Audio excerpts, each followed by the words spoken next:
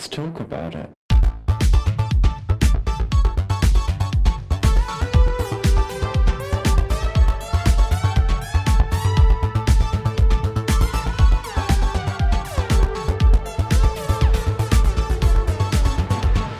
Hello and welcome back to Thicc Radio, the award-winning podcast where we talk about gaining, fetishism, and everything plus size. I'm James.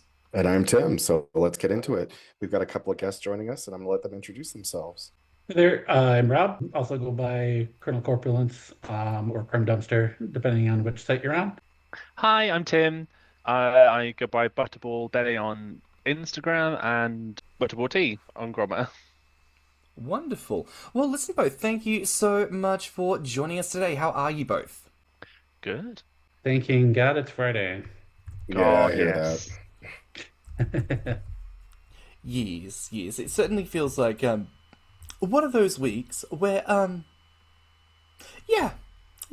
think we can just say that it's been a week, and we're all very glad that it's the weekend. But you know what, girlies, we get to kick off this weekend with gorgeous conversations with some gorgeous people. So listen, y'all, are you ready to get into it today?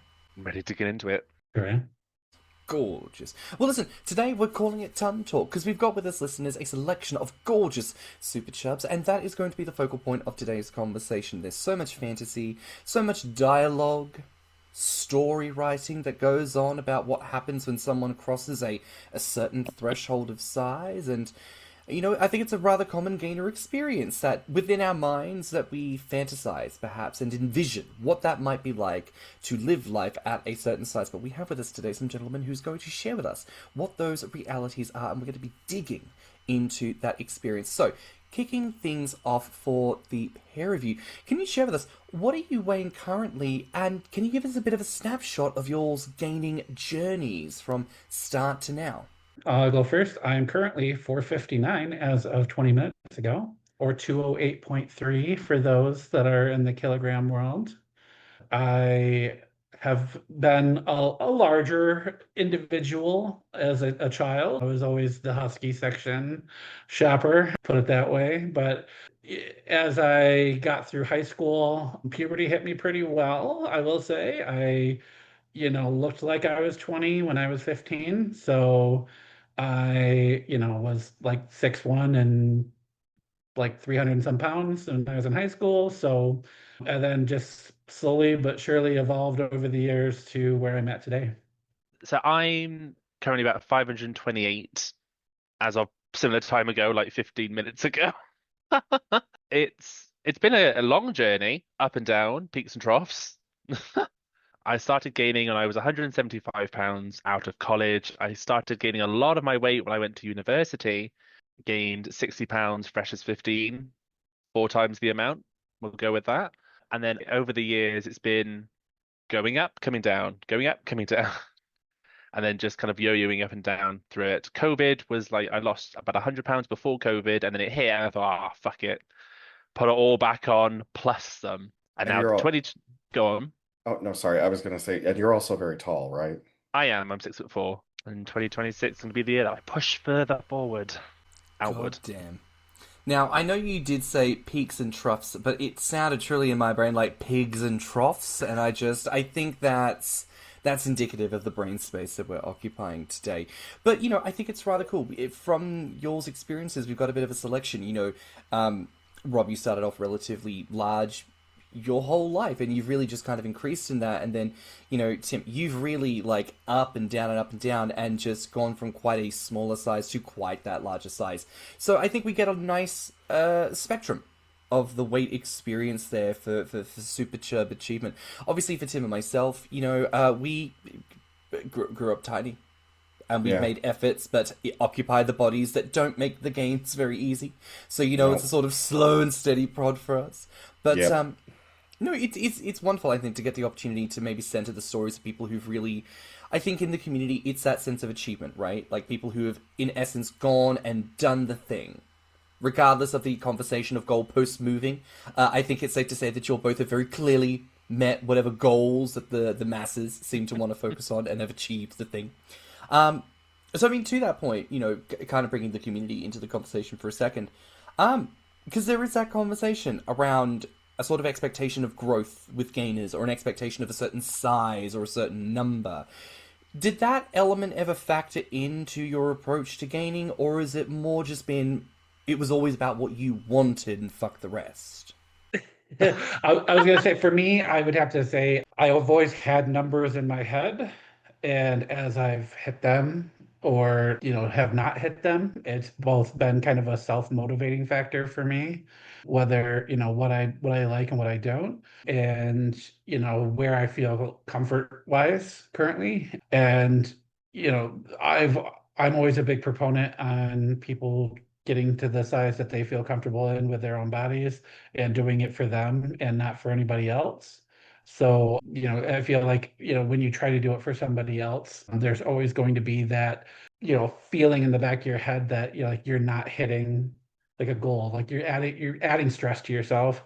That's completely unnecessary because it's your life to live, it's your body.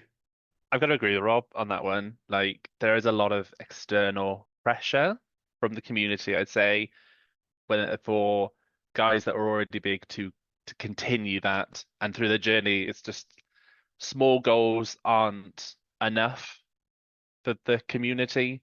Like, guys that are starting out with gaining and they say, oh, I want to get to 350 and stop there and reassess. People look at that and judge it like, that's not a lot. But for that person, it might be. So there's a lot of that. I've probably had my gains influenced too much by people in my life through those ups and downs. But it's probably what's caused the yo-yo effect sometimes, is too much emphasis on other people deciding how much I should gain. And then when I have a reality check and they're like, oh, it's too much too fast, drop it back down, gain it back up slowly at my own pace.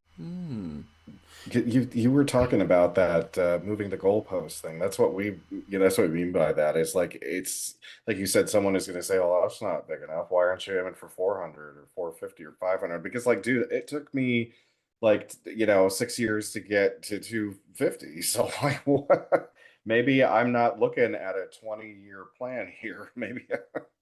Well, and to me, I also, it's, it all comes down to your genetics, like with how you can gain and not. It also comes down to your size just in general. I mean, someone that's 350 pounds, but they're 5'4", looks fatter than I do when I'm almost 100 and some pounds heavier, Like, it's one of those things where, it's all based on kind of your own body. It's not a general thing where you can just apply it like, oh, you should just get to 400 pounds, because someone that is shorter might be like, God, that's not, feasible for me as somebody that might need to be active for my job or things like that. You know what I'm saying? I do really want to echo off that, because there are a lot. I mean, you probably had the same, being compared to other guys on Grommr or social media, who are shorter than you and look bigger than you. And people look at you and like, you can't be the weight you are because you don't look big enough for it. And I'm like, yeah, because I'm taller than that person is. So 500 on me is going to look considerably different to 500 on someone who's a foot shorter than me. Right. And people just like try to match the two off, and it just doesn't work, and it's very frustrating. Oh yeah, even insofar as an inch of difference. I've seen this conversation happen on Grommr many times. Someone will go, they are only an inch or two taller or shorter than me, yet they weigh the same and our body shapes are entirely different. Yeah, because height is very much a factor, as is your frame and your general shape. As we've been talking about, your genetics, not just your ability to gain and hold on to the weight, but pre-existing health conditions that might make the experience of living in a larger body more of a challenge. And frankly, my dear, whether or not someone even wants to get to that size. We so often exclusively talk about the fantasy of, I'm going to gain until I'm immobile. Like, there is no chill in the gainer journey. And yet, as we've seen over the last few years, there have been more and more people who fully acknowledge, like, they just wanted to hit 200. They wanted to hit 250. They barely wanted to get to 300. They wanted to exist in a clearly larger body, but just experience life at a slightly larger size. They didn't necessarily have these grand and sweeping goals to get to a certain size. And I think that comes down to the conversation we're always having to unpick, right, about fantasy. versus the reality of the situation. And again, I think things that we can really dig into today, the reality and the lived situation of desiring the thing, achieving the thing, living ongoing day to day with the thing. So I feel like now is probably a good time to ask one of the obvious questions.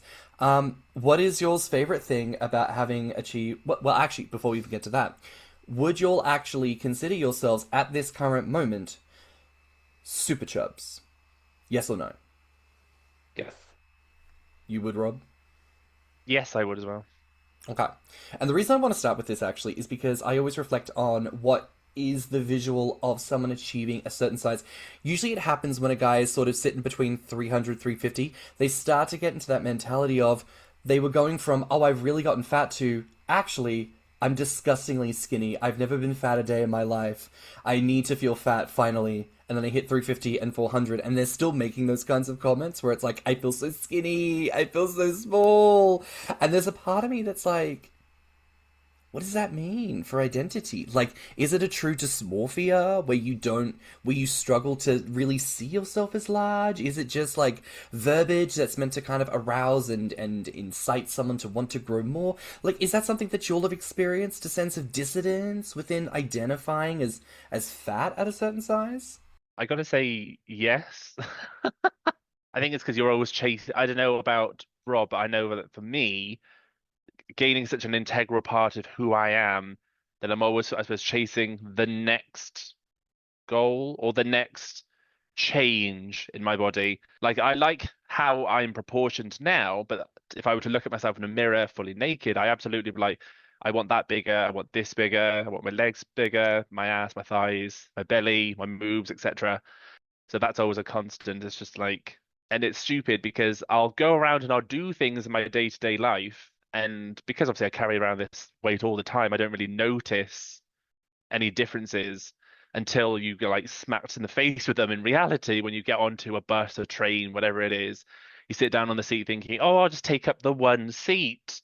And you don't. You take up that seat and half of the one next to it or the whole thing, and you're like, oh, I didn't anticipate that. Or you sit down in the cinema with arms and you're like, I'll fit in this. And then you sit and you don't. And you're like, you just smacked your Pepsi Max halfway down the cinema aisle or whatever it is. Popcorn goes flying.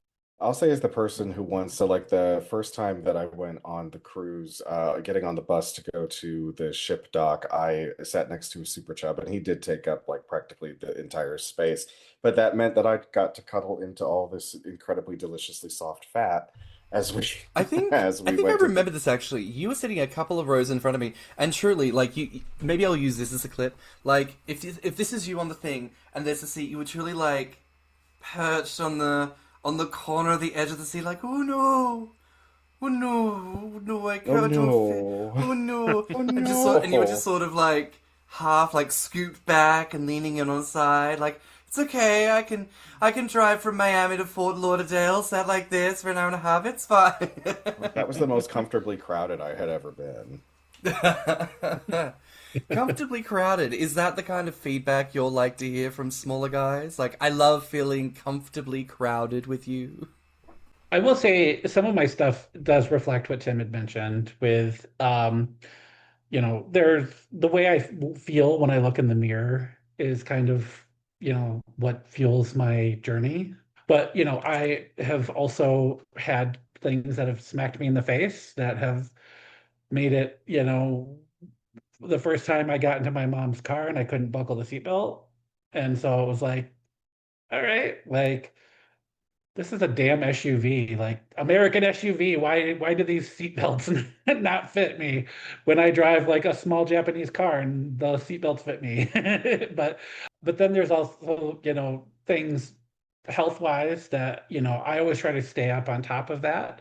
And it's a little bit hard to sometimes get an MRI or a CAT scan if one's requested of you when, you're wedged in the hole like Winnie the Pooh as the table's trying to take you into the tube. So it's one of those things where for me it's a balance of, you know, I'm not to the point where I want to like continue getting huge until I get some things squared away first. Like I want to be able to kind of do this on my own time and make sure that I'm comfortable in the world that I'm in while still trying to adapt the world to me in that process.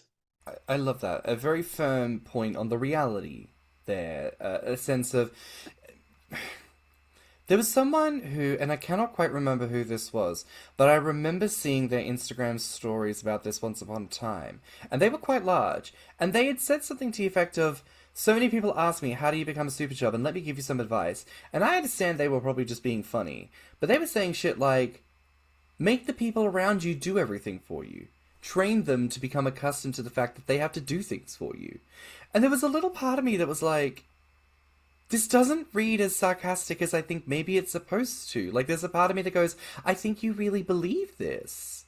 And maybe that is how you act with the people in your life. And that feels like a very, I don't know, you know? There's some truth to it, whether it's sarcastic or not. It's one of those things where, you know, if you're somebody that it's, you know, you're on the couch, it's easier for somebody if they're just jumping up real quick to go grab something, like, hey, when you come back, can you toss me my phone? That's on the other side of the room, or things like that, instead of make a thing out of like a theatrics of like trying to get up, go and grab something, come Oh, and you sit mean the down. huffing and the puffing and the Yeah,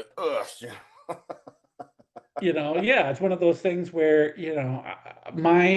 I try to again adapt my world to me. My couch is a little bit higher up off the ground. It's not low to the ground. I'm never sitting in a papasan chair, or wicker for that matter. So it's one of those things where it's like, if I go over to a friend's house and their couch is, an IKEA couch that's, was 4 inches off the ground, it's one of those like, I'll get in that couch, you're gonna have to get me off of this couch. Hmm. I would have thought your favourite chair would have been a shitty barbecue plastic chair, Rob. I thought that would have been your You're the favourite. worst, the worst. Everybody hates those. Nasty shit. I keep my big and tall director's chair in the back of my car 24/7. I mean, hell, I'm not anywhere near as big as either of them, and I've broken one of those plastic cheap ones. Yes, I know, my dear. That was sarcasm on my part. But you've also got the like, I don't know about in your house, Rob, but in mine, nothing is ground level if I can avoid it. Everything is like at a certain height and above. Like if to a degree, if anything drops down there, it's like, oh, this is like dead zone place. This is like, has it rolled under something? Am I like, oh, do I have to get down to this thing now? Can I like grab something to like hook it out with? Because Oh yeah, if I go down, it's going to be bloody hard to get back up. you're doing your fat guy yoga. Yeah. Something fell under the couch. You got a downward dog. Get underneath and try to, reach underneath and pick it up off the ground, and then there you go. You did it. You did your calisthenics for the day. Well, let me ask you all this. What weight or relative size were you at when you sort of noticed that I now need to make those kind of adaptations to my life? I mean, as you were saying, Rob, you make the world fit to you. Tim, as you were saying, things have to be a certain height. What size were you when you first started to recognize, like, oh, this is no joke? Maybe there's a certain amount of this was uncomfortable before, but now I'm at a point where it's like, no, no, no, no, no. Moving forward, this must be the standard because I cannot keep doing the bullshit I was doing at a smaller size. Well, for me, it depends on the aspect of the life. So when it comes to like clothing, that I, the way I'm shaped, my stomach hangs low. It's one of those things where, very quickly when you're at Target and Walmart and you're outgrowing a 3X and a 4X, your stomach's kind of hanging out. Obviously, that's hot for some folks, but at the same time, I still need to be able to go to work. And and where I work, it's not allowed to have your, midriff showing. So it's one of those like for clothing, that was a big one. Like I would say about, 375, 400 for me is when I was like, okay, it's not easy for me to get clothing out at a department store. I got to go to a big and tall. I got to make sure I'm going to, getting stuff online and all that to make sure that, I'm remaining covered. But then for the most part, as I've gotten, even larger, when I was about 425. When I lived in Chicago, it was I got to walk and go to the subway. I have to, a lot of the stops were not ADA compatible. So it's one of those like, I'm going up and down the stairs a lot. I'm doing a whole lot of stuff like that. And that's where I was like, I need to plan this out. I got to make sure if I'm going to go somewhere that I'm able to do it. And I'm not going to have any issues or concerns because, again, as much as I want the world to adapt to me, I also don't want to have to rely on others to help me get through that. I'm trying to be as more independent and self-sufficient as possible. I'd probably say similar to what you've said. About 400, I think, was the time where I noticed things getting it was like a noticeably harder. Clothes for definite. I'm more bottom heavy, so like trousers and whatnot would be a bit of a difficult situation for finding things that were suitable. Things like daft things like tying up shoes. Like you can't just sit on the sofa and lean forward and tie your shoes up. From like that point onwards, for me, it was like I need to find a workaround here. So I tend to like sit on the bed and then I'll like swivel to one side with my leg up on the bed, put the shoe on, tie, and then put the foot down, swivel to the other side, do the other foot. And you kind of find little workarounds to kind of make life accessible and practical at this size because this is where we all feel comfortable. So it's just trying to find and workarounds of it. Journeys to the car or like the journey to the car and then from the car to work and then from the work to the office, it will be kind of like planning. Is it far? Do I need to stop? Can I stop? Where can I stop? Is there somewhere I can sit down? And it all becomes a lot more planning and forward thinking. If you can do that, I think you're okay. If you're not very good at that, I think you'd struggle at this kind of size. Unless obviously that's when you've got like other people around you to kind of support you. Do you guys find, and I mean, I hope it's not too personal of a question, but with the amount of weight that you're carrying, and I know it's on a taller body, like, are you finding any pain in your ankles or knees at this point? For me, I am actually having a health concern that's not with my weight, and that does affect my ability to kind of like stand in for a long time. But if I didn't have that, I think, I would still be able to get around fine. It's just one of those how you gain. If you're somebody that puts on a ton of weight very fast, your body just does not tend to react as nicely to that, where you're going to be tired, you're going to have those issues versus if you are somebody that's a little bit more active as you've put on more weight or size, whether it's muscle or fat, you'll adapt to it a little bit nicer and easier. I've talked to a lot of people that have put on like 100 pounds in less than, a year, and they're like, God, everything's just really hard for right now. And I'm like, yeah, I would suggest it would be, versus somebody that's like, I put on 100 pounds, but it took me 6 years to do so. They're going to be a little bit better of a environment for them. I probably would say that do have some like leg and knee pain. Most, yeah, getting off the sofa, but my sofa's lower down, which does not help the situation. Just standing still, I suppose, to a degree. There is like more going on there. If I'm moving, not as bad, but like my bathroom, the shower situation, it's really bad. It's a bath with a shower head over the top, and it's got a screen that waves. So it's too finicky to kind of move around and get your entire body in this shower. So it just stood still while you're showering and whatnot, and then it's just noticing the aches and pains build up there. But if I'm moving, fine. If I'm sedentary for too long, well, if I'm standing for too long, then yeah, it kicks in. I would be curious to probe because I feel like this is again one of those things that people either assume or like maybe even fetishize to an extent, and that's no shade if people like what they like. But there is presumption around like general health, right, as someone of a certain size. And I'll inquire in this regard, how much of the concept of your health being impacted by growth, how much has that factored into your approach to gains, the discussion about whether or not you achieve a certain size?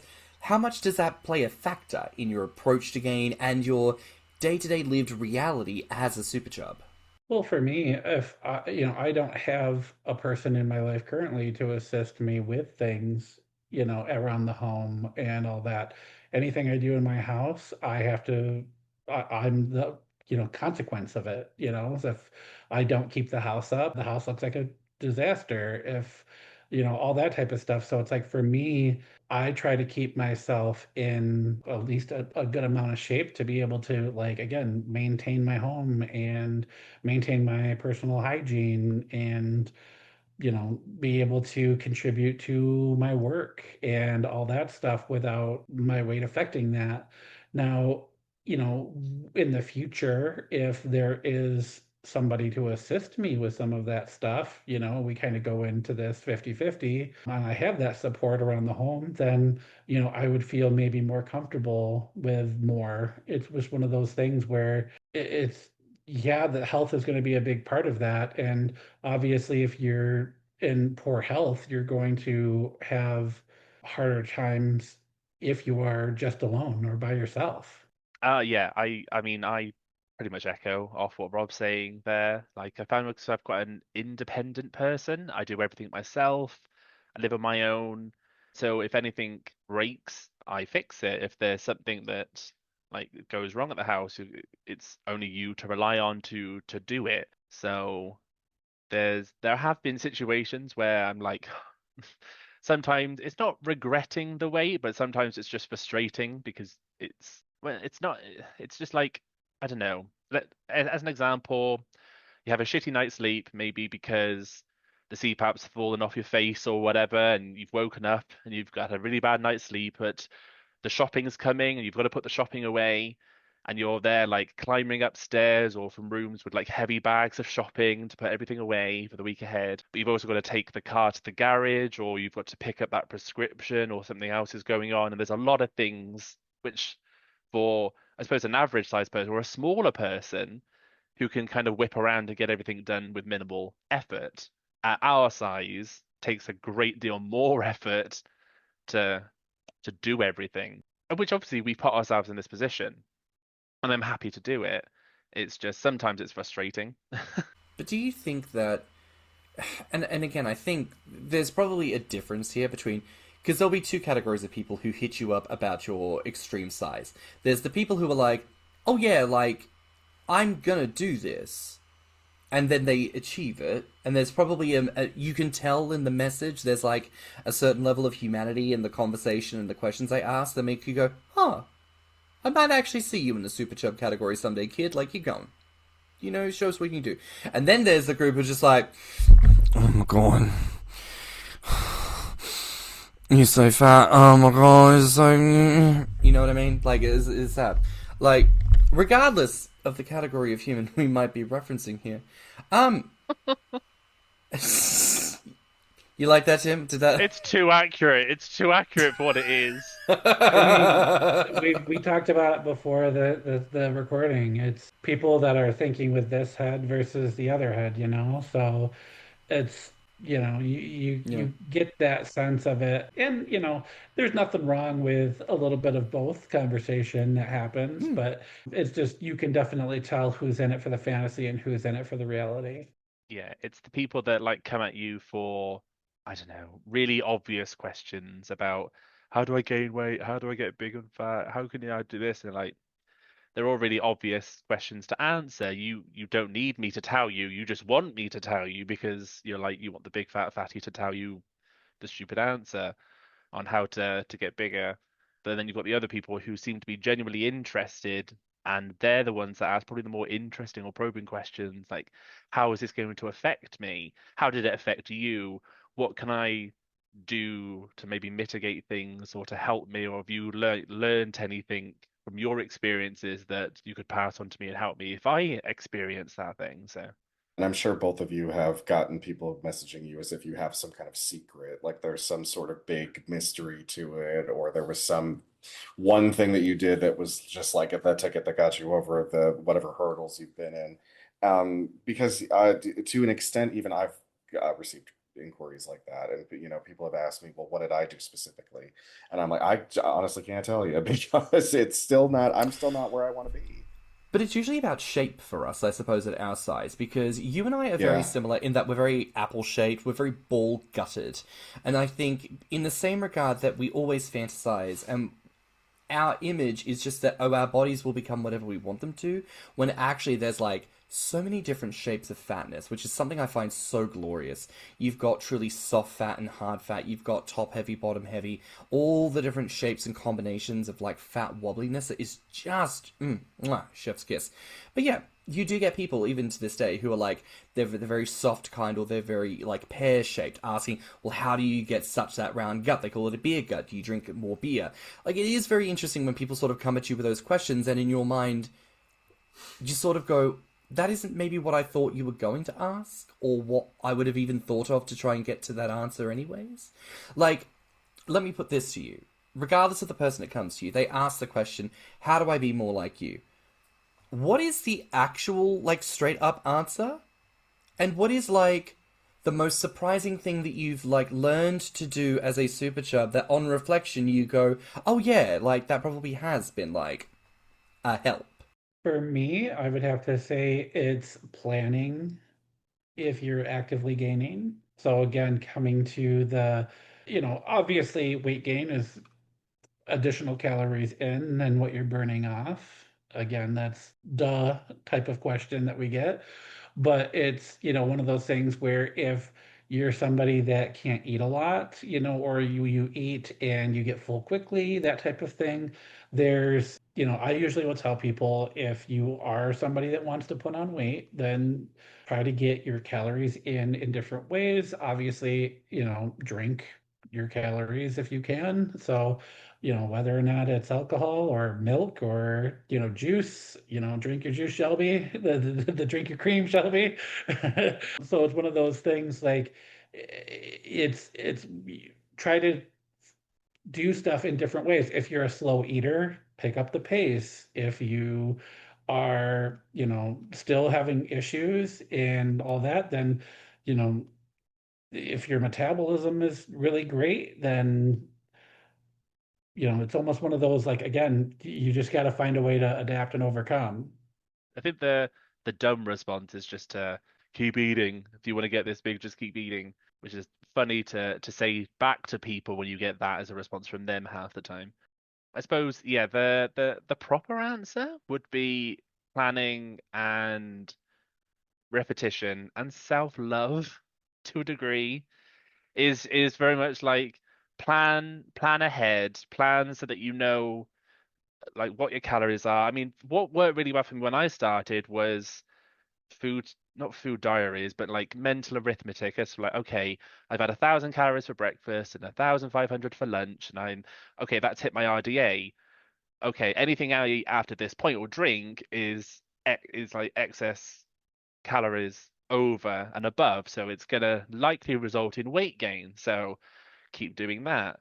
What I know a lot of people don't do is they'll maybe go on a splurge for like a month and they'll put some weight on, but then after that they'll be very intermittent with stuff and they'll get frustrated that they're not seeing the gains continue, or they'll do it for like a week and they won't see any progress after that week.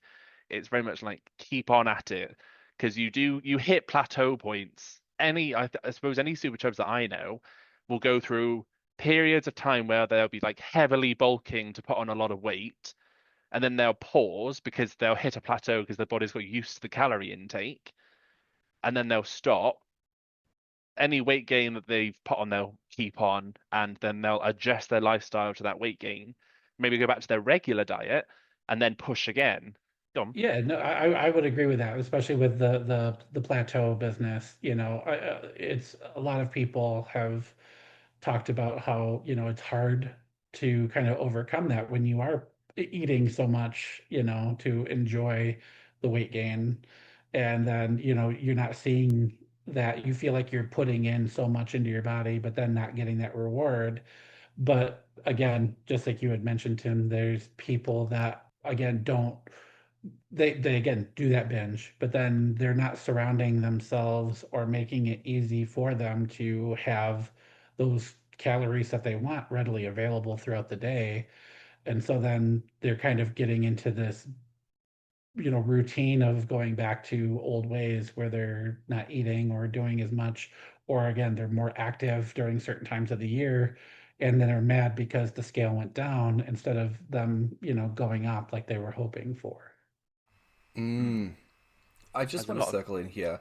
What you just said, Tim, about self-love being a factor is like, I will scream that from the motherfucking rooftops, because that has absolutely been like the biggest key to any growth I have ever had. Is loving myself means taking care of myself. It means getting enough rest so I don't feel permanently exhausted all the time. And because I'm not exhausted all the time, I have more energy to eat. My appetite is up. Caring for myself means I'm hungry at breakfast. I should eat breakfast. I don't care that I'm too lazy to make breakfast. I'm hungry, therefore I should eat. And I'm actually putting food through my body. Loving myself means doing that. And so loving myself also means I'm eating a little bit more. It's easier to make myself eat a little bit more when I like myself. It's easier to feel secure in my gains, to feel buoyed by my appearance shifting and changing when I love myself, because this is a reward rather than a belligerent state of existence or a punishment, Like, I think the process of self-love has been such a game changer in the journey of growth. And to pivot off something you were saying before, Rob, is like, it's that sense of planning. Like, I have to take into account that I have the genetics of one of those ridiculously anemic Swedish fishing folk. Like, I don't want that. It means that the gains are very challenging. But guess what, bitch? That's what I got to work with. And it's not going to change by my simply willing it to do so. So I have to then consider, if I'm going to pursue the gaining journey, I have to be kinder to myself with the progress that I make. And if I want to maintain those goals, that's fine. But be kinder to myself on my ability to achieve it, and more realistic about the goals that I am therefore able to achieve. And when certain other people make comments where they go, well, you're not gaining fast enough, or I see the pictures you post, you're not eating the right kinds of foods to gain weight, you've got to have the assurance to tell them to go fuck themselves, because, like, unless you're paying the fucking food bill, baby, unless you're here, get out, Unless you're feeding, fucking, or financing this Yeah. situation, like, stay out. stay the fuck in your lane. Yeah, right. And I would say, like, take the photos. It's kind of like that. Is it Moira Rose from Schitt's Creek? It's like, take 1,000,000 photos of yourself today, because someday you'll look back on them with kinder eyes.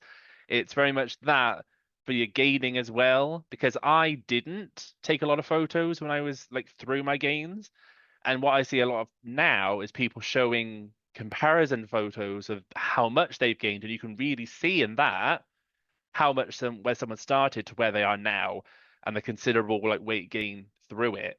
So like, take the photos and post them, because even if someone else doesn't think you're big enough or you haven't gained a lot, at least you can see it in yourself. And I don't know, a month, 6 months down the line, if you've good weight, bad weight, whatever it is, you can look back and compare and like, okay, no, I have actually put on weight because I can see it, because I can see my moves are bigger, my love handles are thicker, my ass is poking out of my like jeans or whatever, like things are tighter. Like, I have heard in the past from other superchubs something that people have employed as a way of measuring growth, because obviously at a smaller size, as you get fatter and fatter to a certain extent, it's sort of like, oh, well, you look visibly larger, and that is your marker of success. You can see it, you can feel it, experience it, rah-rah. But then at a certain size of fatness, it's just you're adding fat to more fat.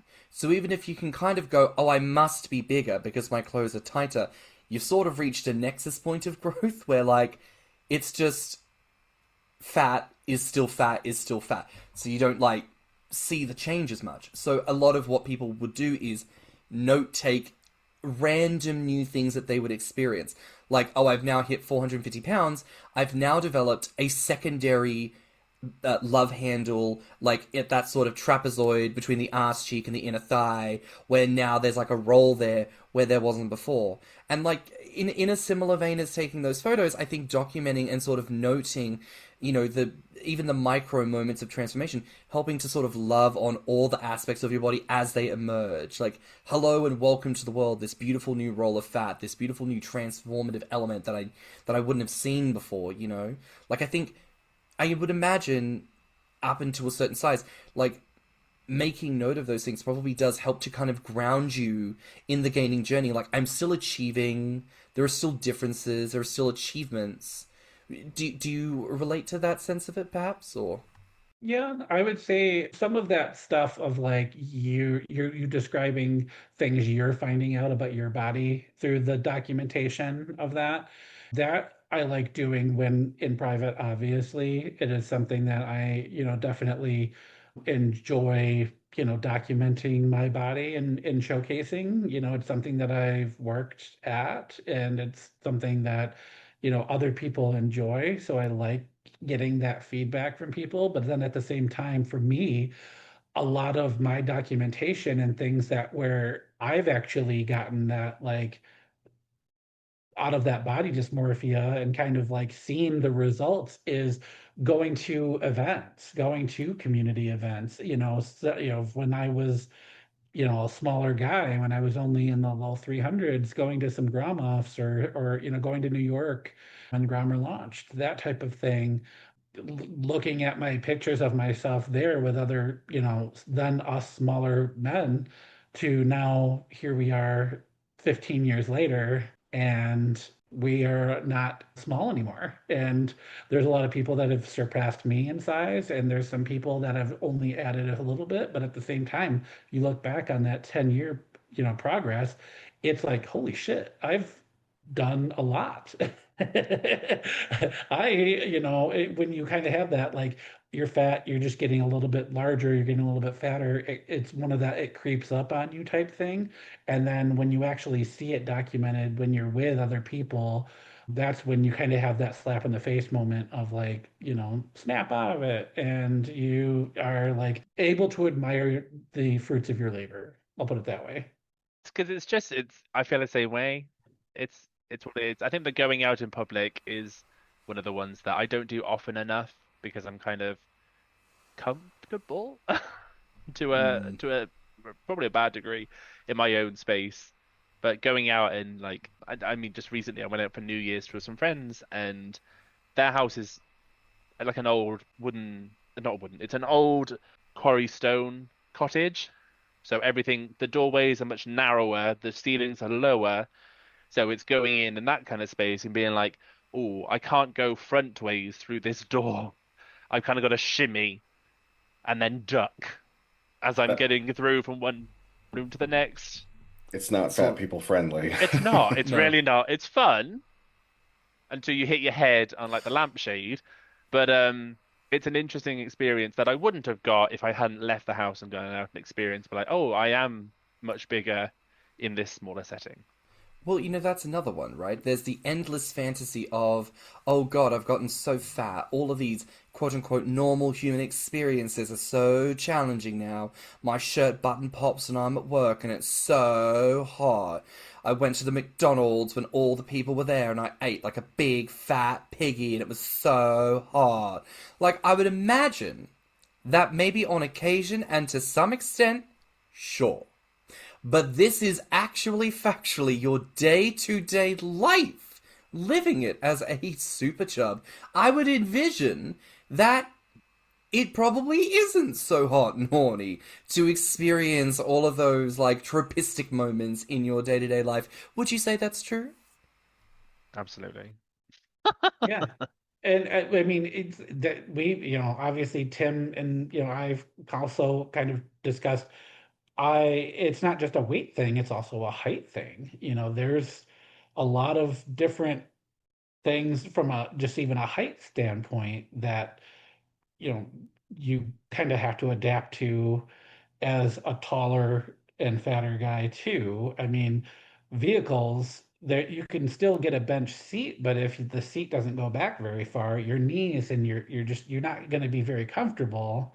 Or if you're somebody that has like a large or a like larger torso versus, having long legs, you got to worry about headroom and like all that type of stuff. So it's one of those like there's parts of it that are kind of hot because again, kind of a macro piece of like, yeah, I'm tall, I'm big, I'm squeezing to get into this space. But I mean, it's one of those things where you kind of have to, again, try to adapt your environment to you as best as possible.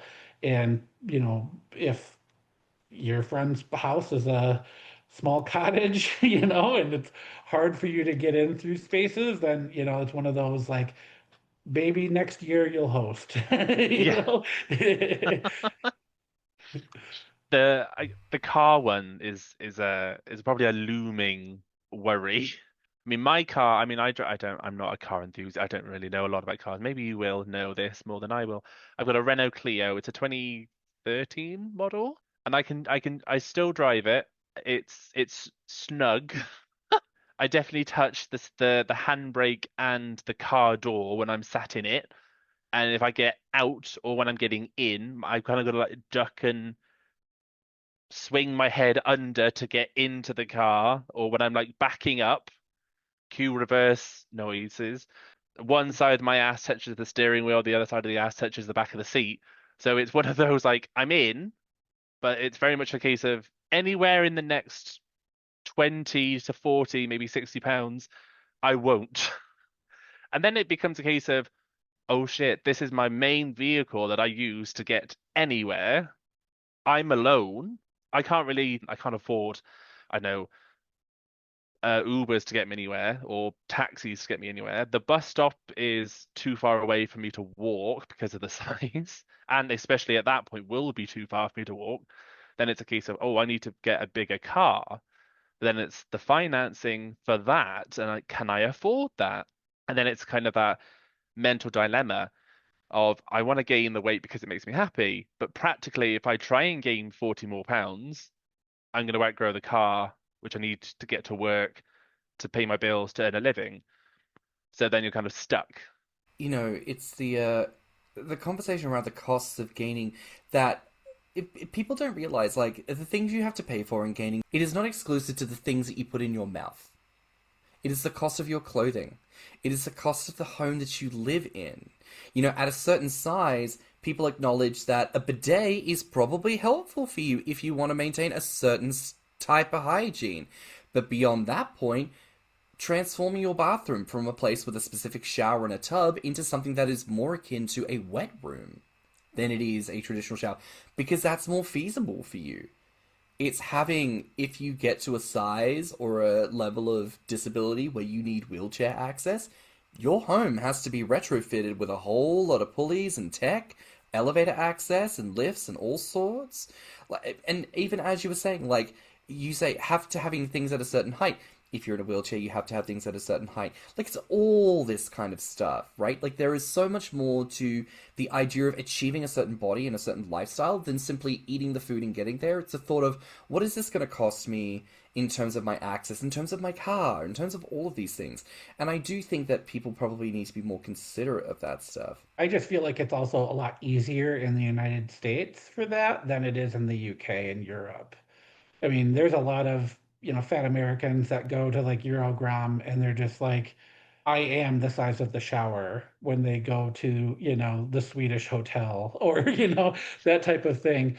We have bigger cars, we have bigger roads, we have more, like our ADA stuff was a more, I would say, strict with making sure that there's like wheelchair access to get into a building and all that stuff. But from what I've heard, again, I don't live where you guys live, so I can't, speak on your behalf. But I do think it's a little bit harder for a European gainer to adapt their environment than it would be for those of us here in the United States or, North America. Oh, totally. And it's the same thing in Australia. Beach culture, fitness culture. And in fact, they've got this emerging dawn culture. They say that Australians are perhaps the earliest risers, like on any national level. The aggregate time for the national community to wake up at 6 a.m. or even earlier now, because they all want to go for jogs. Like, cafe and restaurant businesses are opening at 6 a.m. because if you go for a jog at 5, you need to have somewhere for a coffee at 6 to watch the dawn. Like, are you fucking kidding me? What the fuck is this bullshit? I work from home now. I wake up at 8:55 in the morning to start work at 9 o'clock in the morning. Leave me alone. I don't understand this. Like, certain global cultures just don't have vibes that are fat friendly. And I know that fat people exist and they function somehow. But I think you're right. Like, it is largely dependent on what access to facilities you have, like in your local socio-political, but also your friends and family, and also your local community. Do you live in a community that is, I know, walkable, but, you know, like, do you live in a community that if you were in a power chair, that you could be on the sidewalk and actually get into your local space within 15 minutes, you know? Like, these are all very pertinent questions to the lived experience of, if you're going to get to a certain size, have you really considered how you're going to live a fully fledged life? To be happy and fulfilled, not just existing in your body, but living life in your body. To which point, I do want to ask you both. I would like to hear from each of you. What is, like, the number one question you are, like, motherfucking sick and tired of being asked about the superchub experience? And what is the point that, like, you... If someone really wanted, and I mean actually wanted to be a superchub, it's like, they need to ask about this. What are those two things? I would have to say that I have two questions that I absolutely cannot stand getting asked, and it's only because it's the people talking with their dick instead of their head, and it's always the people that, like, literally, we've only been speaking for 5 minutes at this point. It's, what do you eat in a day? And by Tim's response, I'm going to guess that he's probably sick of that as well, because quite literally, people will be like, yeah, how much do you eat today? And I'm like, it depends on the day. There's some days where I might not eat until 4 o'clock in the afternoon because I had a crazy day at work and I didn't stop for breakfast and all that. And then there's other days where I woke up at 6 a.m. and I went to McDonald's and I went crazy with my, 4 for 4, deal in the app, that type of thing. So it's like, it really, like, they want me to, like, food journal for them what I eat in a day. And but, like, the absolute one that pisses me off is when people ask about my health when we have just met or we have just started talking. Like, calm down, HIPAA violation. I do not give a shit about telling what my health history and my background is. Because again, you're not feeding, fucking, or financing me. So you don't need to know that information when we've literally just started talking. But sorry, the other part of the question was what you wish people would ask.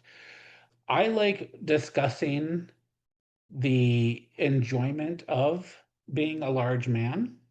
And so when people ask me, like, what do you enjoy about being big? Or what do you enjoy about your body positivity or in that type of thing? I like discussing that because I like when people come at it with, like, an open mind to that question, because you see it in comments every day. Everyone just says body positivity, you're just glorifying obesity at this point. And that's like, little column A, little column B. But there's a part of it that's like, I'm seeing it as a bigger picture of confidence and, self-esteem and enjoying the person that I see in the mirror every day. And again, if that's a question you want to ask, talk to me about what I enjoy about being a larger man. Obviously, the other question is, if if you want to send me money, you can let me know. But but outside of that, I think my head flew back as soon as you said the first one because I knew it was coming. Oh my god. You know the video of, like, the cat and someone throws, like, the slice of cheese on its head and it just... like, it just contorts and, like, flees from it. That was you. Like, how much you eat a day? I could just see you just recoil into yourself. It was quite incredible. It happens. It's so often, and it's what have you eaten today? Have you eaten enough? Are you going to eat enough? What have you got for lunch? Have you had lunch? And then you respond, "Oh, I've had, I don't know, whatever I've got in the cupboard or in the fridge, or I've got, it's a Friday, so my shopping's coming tomorrow. I have nothing in. I've had ketchup on bread." And they're like, "That's not enough." And I'm like, "I know. But, like, are you buying me lunch?" No, fuck off. Like, it's not your concern. Oh, and it's just the number of people that just seem like they've got access to you to tell you their opinion about your lifestyle, about what you're doing. and what you're doing wrong about it. Like, you're not eating enough. Well, I'm like 400 pounds heavier than you, so clearly I'm doing the right thing. Like, back in your box. So like that question, it just, oh, and people will just go and like hammer it home and just like, no, just screw off. But the question I think I would like people to ask is, I suppose, more of like a genuine connection, because it's people that maybe read your bio or look at some of your photos. It's the people that only look at certain things. They will like skip over the fact that you're interested in, I don't know, gaming or art or cooking or anything like that. They'll just rush right down to the belly pics, or like you walking around, or you in a tight top, or you in the shower, or whatever it is. And then that's what the conversation like goes through. Or they'll try and play the smart game where they'll ask you a few questions about how are you, how's your day been, what's work like, blah blah blah, where they're ticking through a charter of like, oh, I've asked him all the requisite questions. Now I can ask, can you send me a photo of your belly, please? And I'm like, that kind of came just out of the blue after all these nice things you were doing. I can see where you were going with all of this. You were just trying to get off. We call that the Um, customer service script. it really feels like it, doesn't it? It's just like you're Ask reading three, from a script. yeah, add the 3 compliments and then ask for what you want. And so, like, show me a picture of your belly. And then it's like, it's funny because, like, you and I, we're not shy about adding photos of ourselves on, our socials. So it's one of those, like, are one of the hundreds that we Yeah. have in our, profile right now not enough for you right now? Oh Like, my I always what's wanted to the God. know point? that too. It's like, when people like send me pics and I'm like, but I have an entire profile. I'm on Grommr, I'm on all these other places. Like, and I don't see how like whatever I snap in that second is going to be any better than anything I put out there, because I've put some effort into this stuff that got posted to social media. If I just Mm. hold my phone out and snap a few pictures, it's not going to look as good. My biggest critique is usually people who are like, I need you to prove yourself that you're like a committed gainer. I've already gained 100 pounds. You're out here with like, not, you don't have a single photo up. You have the little grey face. Don't you dare, not with the audacity to suggest to me that I am the inauthentic one. Like, you don't even have the balls to show me your face. How dare you? You probably look ugly as sin. Shut the Well, it's fuck it, up. it's also like it doesn't even matter if you've gained 100 pounds or even only gained 20. If you identify as that, then who are they to say otherwise, you know? So that's where, you can list yourself as a maintainer eventually if you'd like. And Lord knows I do off and on, but it's one of those things where it's like, they're not going to be the type of people telling me how I'm supposed to feel about my, again, them saying you're not doing this fast enough or you need to prove yourself. Mm. That's a quick way of getting shut down pretty quick. But how interesting that, in that sense, it doesn't matter what size you are. We're all sort of referencing the fact that you experience it at this weight, and you'll experience it at that great and extreme weight too. Like, bad Right. faith actors, bad attitude bitches are going to be there your whole Throughout. journey, which is shit, but okay. Here at this point of the episode, I would like to ask of the pair of you, you'll have the reins here. The big chungus have taken over, kids. They are running the show right now. What do you want to talk about here? Like, you're in charge. You're the big boys. What are the real conversations that you want to have about the experience of being super chubs? Talking about getting the keys to the kingdom now. Uh, just gonna like shoved a mic in my face, like talk. I don't. What do you think, Rob?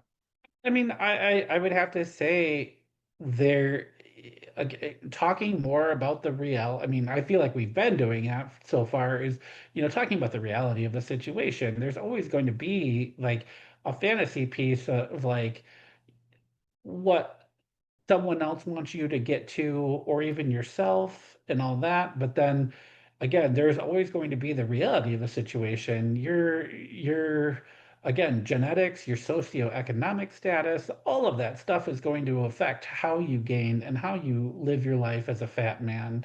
And the way I can only talk about is pretty much your I keep saying it, but planning is for everything. If you're somebody that's small but you want to get big, then, start buying the world aids now. So like the shower bench, the back scrubber, the things now when you're making some cash and you're saving it up.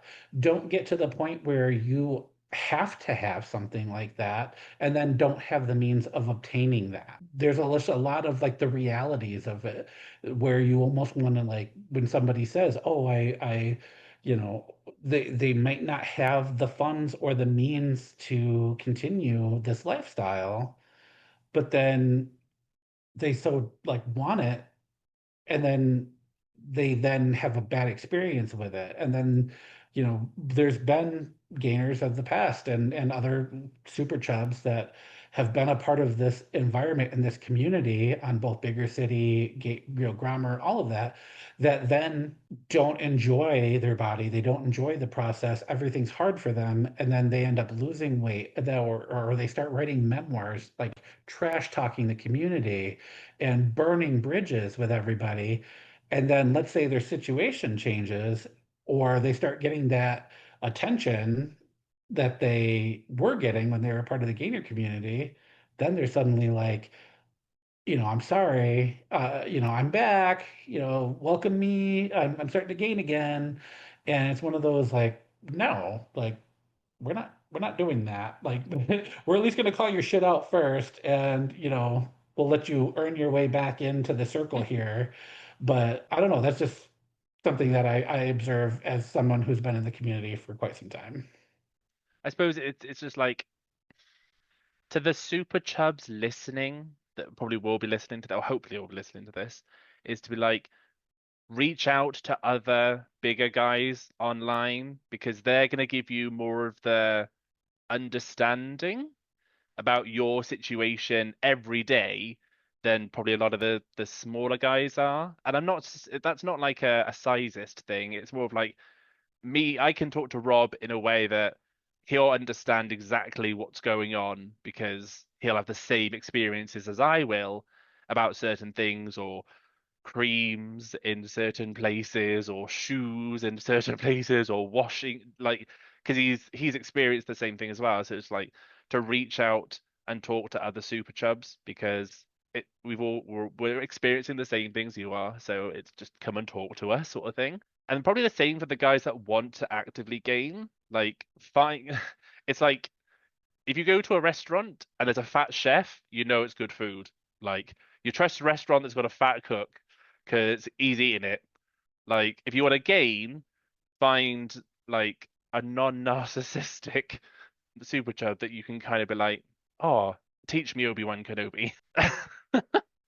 Well, I mean, studies do show that if you hang around with other large individuals, you tend to get larger yourself. So if you are somebody that's a skinnier, smaller person trying to gain, befriend some fatties. You don't have to necessarily want to fuck them, but if you're at least friends with them, you'll at least end up with a little bit of that, extra food and calories and stuff eventually if you hang out with other big eaters. Yeah, there's sort of a similar point when you first come out as gay. You should make gay friends, and then people get real weird about it. They're like, well, why should I make gay friends? Why wouldn't you want to make gay friends? You've just come out, shit's weird. Go and make community with the people who've already gone on the other side of it, and who might actually help you get through some shit. Make some motherfucking friends. If you are skinny and wanting to become fat, and you have hang-ups about, like, being seen with fat people, I think we've stumbled upon your first roadblock, which is some very explicit shame that you should probably resolve, because that's going to be a huge roadblock for you, my love. But yeah. We say she don't love herself. Cindy, she don't... With a backup dancer. Backup dancer. At least a security guard could get you backstage. She don't love herself, Cindy. Oh my goodness. Oh, it really is that. It's just, I don't know. It's not saying like abandon the people you've got. Just find more, like, because they'll get to you. They'll support you. If you're having a really bad day as gaining, you've got on the scales on that Sunday, you've weighed in, you're like, I've lost 3 pounds, but it's been a really heavy week. Your gainer friends are going to be like, look, Look, boo, it's all right. Don't you worry. We'll order you a Chinese tonight. We'll cry into the spring rolls. It'll be fine. I got ice cream in the fridge. Cookies are on the way. It's gonna be a good night. Do you know what I mean? Like they're gonna get you. Mm. The irony that, our whole vibe as gainers is to expand, and yet so many seem to have this mindset of you have to sacrifice and have less. And no. Our whole vibe is I will have my cake and I will eat it too. I will lick the crumbs off the plate and I will have another slice. Like I should be able to have all the things that I want. And I feel like go and have all the things. Expand your friend circles and expand your purview of what you think is possible. I feel like perhaps this is a bit of a cheesy question to put to you all as we begin to wrap out the episode, but we've talked, I think, around a lot of little bits and pieces. Ironically, little, considering how large the pair of you are. But do you have any closing thoughts? And I don't want to ask necessarily for advice here, because I think, as we've covered, if you want real advice on how to get big, you know what you need to do, and you know the people you can ask. But here, as we begin to close out the episode, what are your final thoughts? What do you think needs to be said to the listeners for today? I would have to say, again, I can't reiterate this enough. Do whatever you want to do to your body that you want to do for you, not for anybody else. Now, honestly, if you're a super chub, but you're not a gainer, or if you're a super chub and you don't like the size you are, there's no shame in admitting that and working towards losing weight and things like that. If you are a gainer and you are struggling to gain weight, again, reach out to somebody to talk to them about it and, try to find ways of adapting and overcoming. But it's one of those things where the world is a fucking dumpster fire right now. And the way I'm looking at it is do what you want to do that makes you happy. And if you find happiness in adding more weight to yourself, do it. Again, plan for it if you plan on having fairly lofty goals, and just do it and fuck the haters. So you're going to have some people that are always going to say, you shouldn't do that. This is, society is going to tell you otherwise. But again, if you are enjoying the process, continue the process. 100%. Exactly the same as what Robert said. Gain the weight that you want to gain. Be the size that you want to be. Enjoy your body for what it is. Fuck everyone else if they tell you otherwise, because they've got no rule over your life. It's your life to live however you want to. Find people that match your energy, your goals, your aspirations, and because they're going to be the people that will support you truthfully, honestly, and they will be the most supportive. And just to loop back into the self-care and the self-love, it's not going to be an easy ride in any kind of stretch.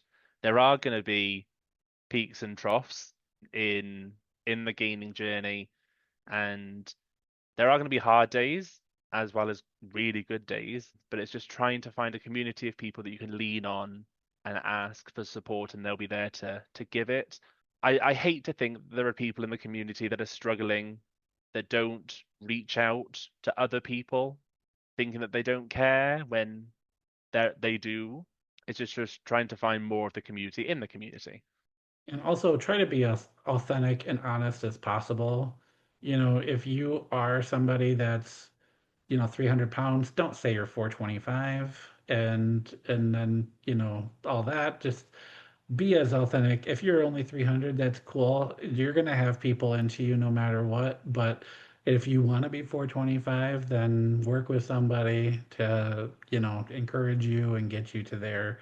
But, people know when you are lying about it. So if you want to be, again, a part of the community, just try to be as authentic as possible in your process. Yeah, this isn't 2005. We know what fat people look like now. We're usually pretty good at eyeballing and assessing and being like, that's a morph. Especially when you've got a person from the community that's been around the block and been on the internet, when you can start identifying people from their belly pictures, not even no face, no picture. You just see their, torso, and you can be like, that's this person, and I know this, before you even click that thumbnail. So, Yeah, why would you steal, like, if you were gonna steal photos, why would you steal their photos? What did you think was going to happen? I'll steal the image of the most famous person around. No one will know. Baby, everyone's gonna know.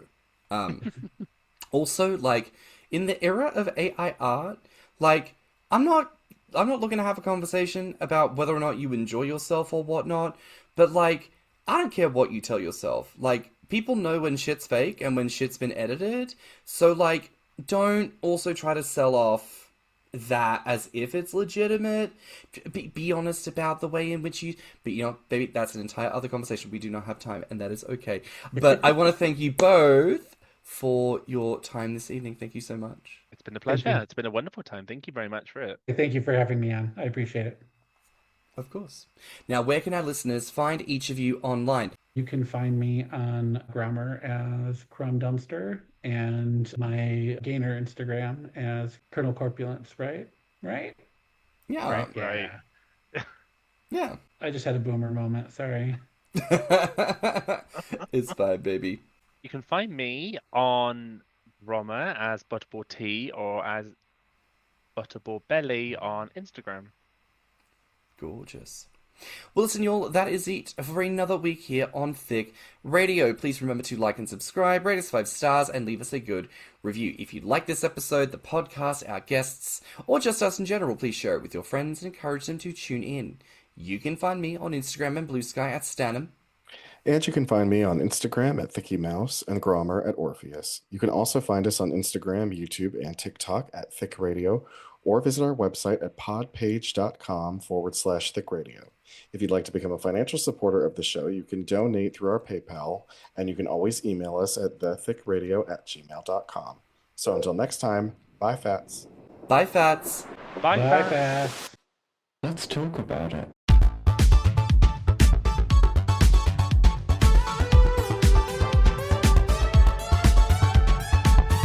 Thicc Radio is a Spotify podcast Artwork, media design, editing, and production by James Heinsohn. with original theme music by CYMK.